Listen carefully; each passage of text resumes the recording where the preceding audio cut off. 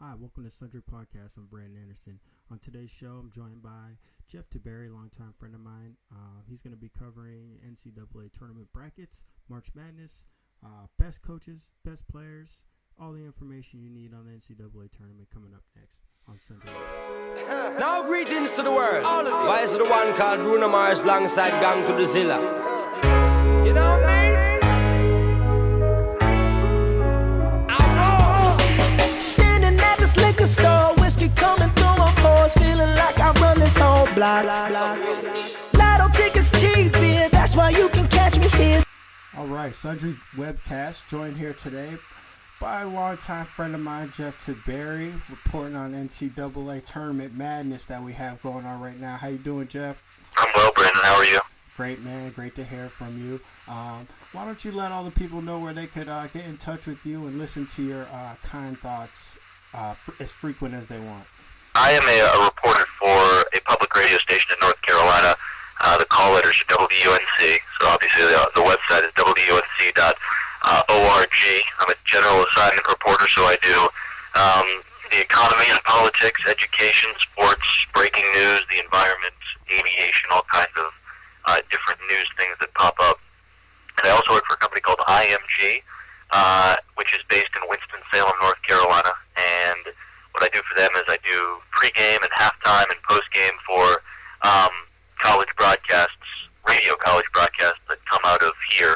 The company is based in Winston kind of randomly, just as ESPN is sort of randomly based in Bristol. The last few years I've worked with Syracuse, so I do part of the pregame, halftime, postgame for Syracuse. This year I actually worked with Boston College. So there's that, That's awesome. on Twitter and Facebook and all that good stuff. Yes, what's that Twitter handle? Let the people know.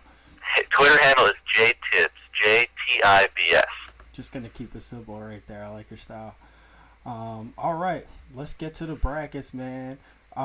So, college basketball, obviously a little bit of a down season, but it's never down when it's March Madness time. So, give me a couple players to be looking out for here in this tournament. Gosh, there's so many. I think that Peyton Siva, the senior for Louisville, is one of the first guys that comes to mind because he can just light it up. He's fantastic. He's been here before. Louisville went to the Final Four last year. I like Shane Larkin from Miami. He's the son of Baseball Hall of Famer Barry Larkin, who perhaps some of your listeners will remember from the Cincinnati Reds. He's been great in Miami. I think to an extent is flying under the radar. They're a 2 seed. They cleaned up all the awards in the ACC, but they weren't the 1 seed despite winning the regular season in the ACC, winning the conference tournament, pummeling Duke, and almost beating Duke in Cameron. It took an act of God and a performance from Ryan Kelly for the Blue Devils to beat Miami that night. I just have to mention one of the Cuse guys. I'm a Syracuse graduate, and I think that Cuse will go as far as the guy is Michael Carter-Williams. He's the sophomore point guard who's likely going to the NBA after this year. But I think that Cuse will go as far as the seniors take them. The seniors are Brandon Trish and James Sutherland. Sutherland's one of these guys who he walks into the gym like he's got his bag slung over his shoulder and he's already jacking up threes. There's nowhere that's out of James Sutherland's range. So if you see him catch it at any point tonight versus Montana, or perhaps if they win in later games, James catches and he's in a shooting, ready-to-go position instantly. Wow. And so Cuse, now who do you think is going to come out of this Kansas bracket up here? Obviously, they start off with a 16 seed. Do you see all the number ones advancing, or do you see any big upsets coming on? Full disclosure, I picked my bracket, I think, with a couple of different things in mind. I don't want to be rooting for a team I despise 2 or 3 weeks from now, because I just don't think that's as fun, and it's kind of lame to an extent if you're sitting around watching the games and somebody, like a few years ago, Northern Iowa beat Kansas, a game that was in Oklahoma City, and Northern Iowa beat Kansas. Awesome, fantastic finish. I think it went to overtime. I'm going to forget his name, but Farouk Manesh, I believe was his last name, the little white guy who hit a couple of dagger threes for Northern Iowa. And I remember I was with somebody who was upset because he had Kansas going to the Final Four. And I was like, man, not what the tournament is about. I'm not going to be pulling for a 1 seed that I have no real allegiance to. So having said that, I live with a North Carolina graduate. My girlfriend is a North Carolina graduate. Much of her family went to North Carolina. I grew up rooting for the Heels. I think that the Kansas-UNC matchup in the second round, potentially, if the Heels can get by Villanova, I think it's going to be a lot of fun. Kansas is better up front. Kansas is really good. They've got some fantastic wins this year. They had that little 3-game losing skid middle of the season, but I think since then they're 10-1. They're playing in Kansas City, so it's going to be extremely difficult to beat them. I'd keep an eye on North Carolina over Kansas. If Pittsburgh can win in the is that the West? I guess that's the West. If Pittsburgh can beat Wichita State in the 8-9 game, I think the Panthers have a good chance against Gonzaga. Gonzaga's a much better offensive team. They shoot the ball well, but the Panthers are so physical. It'll be easily the most physical team Gonzaga's played this year. So I think that Gonzaga and Kansas could be in for some challenges in round 2. I think Louisville is going to cruise to the Sweet 16. St. Louis will be waiting for them there. St. Louis is very good. I don't know if St. Louis can hang with Louisville. I just don't know if they have the size, the experience, and if they're going to deal well with that pressure. And then in the East, again, a bias here. I went to Syracuse. If Syracuse can get by Montana tonight, Thursday, I think that UNLV will be next up. Those games are out in San Jose, so certainly no home advantage for the Cuse there.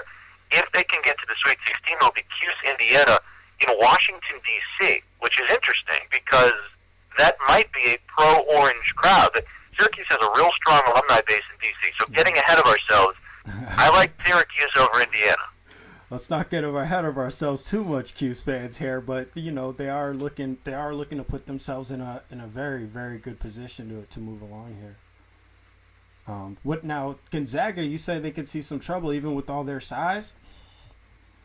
I like Pittsburgh. Let me rephrase. I don't like Pittsburgh. Pittsburgh has been a thorn in my side for 10 years. But Pittsburgh, they're so well coached. They play a great defense. They slow the tempo down, and I think they're a team that could give Gonzaga a little bit of trouble. Okay, and now I want to talk a little bit about the Hurricanes, 2 seed. They look extremely athletic, and I feel like they could have a chip on their shoulder as well with that 2 seed. You see the Hurricanes doing any work in this tournament? I do. I've got them in the Final Four against Michigan. Awesome. I think that Miami is as underappreciated and disrespected as you can be as a 2 seed. I think they're going to get out of this first weekend. The 7-10 game is always going to provide a challenge. Normally going to provide a challenge to a 2 seed. I just don't think that Illinois or Colorado is consistent enough and has the depth to hang with Miami. Miami. This team was fantastic this year. Yes. They were, other than that opening loss of the season to Florida Gulf Coast, they were just fantastic. And I think some people might forget that their head coach is Jim Larinaga, who led George Mason to that Final Four 7 years ago. That's right. And now let's my Temple Owls. I'm not an alum there. However, I did coach a little baseball there and a big fan. I was there when they upset Tennessee, when Tennessee was the 5 seed, stormed the court. How far can my Temple Owls go in this tournament? You're not going to like to hear this. I don't think they're going to win tomorrow. I think they're going to lose to NC State. They finished strong down the stretch. They won 6 of 7 or 7 of 8. They're playing the biggest Jekyll and Hyde team in this field. NC State has maybe the best starting 5 in the country. NC State could win the national title. I don't think they're going to. As I said, a couple minutes ago, I think that Indiana is going to get to that regional semifinal in D.C. NC State is so talented. They're probably the most frustrating team to watch as well because C.J. Leslie had really an underwhelming season. But that team, they went to where did they go last year? They went to the Sweet 16 last year and lost to Kansas. NC State they're just loaded. They're so good. So I think it's really NC State's game to lose. Just too many weapons for Temple to deal with, I think, unfortunately. But I like the Owls. I almost went to school there. Good thing you picked Syracuse, although Philly is wonderful. But you're a Cuse man. I couldn't imagine you going anywhere else, man.